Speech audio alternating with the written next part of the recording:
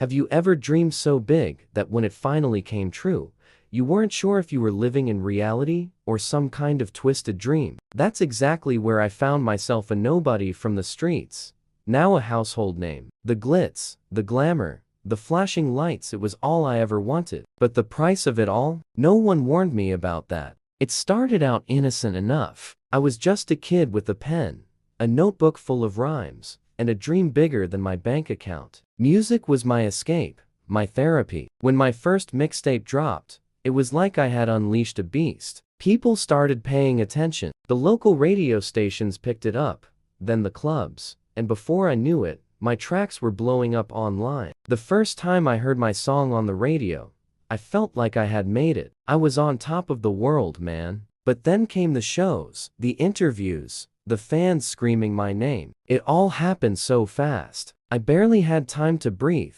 let alone think about what was really going on. At first, I soaked it all in: the fame, the money, the women. It was everything I ever wanted. But with each passing day, something felt off. The people around me started changing, or maybe I was the one who changed. Suddenly, everyone was my best friend.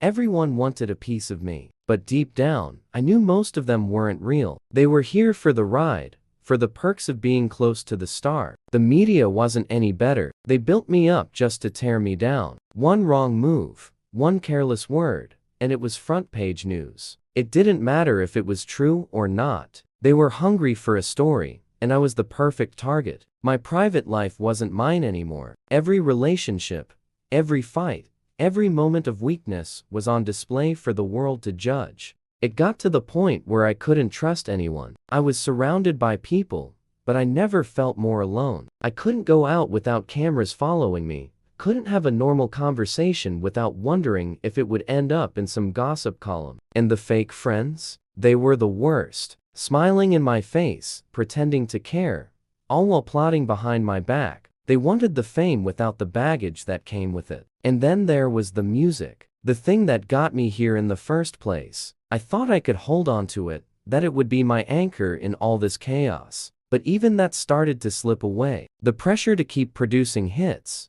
to stay relevant, it was suffocating. I couldn't just write what I felt anymore. I had to write what would sell. The label, the fans, they all had expectations, and I was just another product they needed to push. I started to lose myself in it all, forgetting why I even started rapping in the first place. I tried to find balance, to hold on to some piece of who I was before all this, but it felt impossible. The fame, the fortune, it was like a drug, addictive and destructive, all at once. I had everything I ever wanted, but at what cost? The turning point came one night after a show. I was sitting alone in my hotel room, staring out at the city lights, and I realized I didn't recognize the person I had become. I wasn't living, I was surviving, and I knew something had to change. I started cutting ties with the people who didn't care about me, the ones who were only there for the benefits. I started setting boundaries, saying no to things that didn't feel right.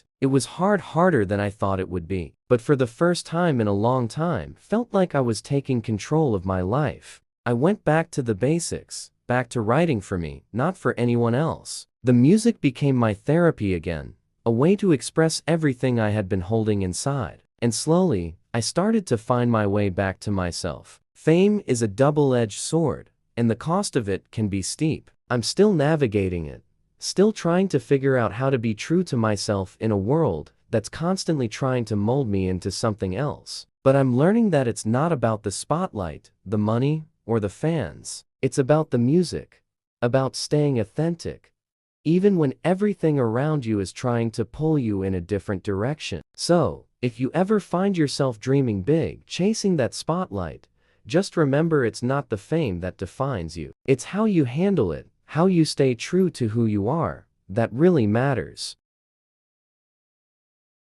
Make sure you like this video, subscribe to our channel, and share this video with your friends. Thanks for watching.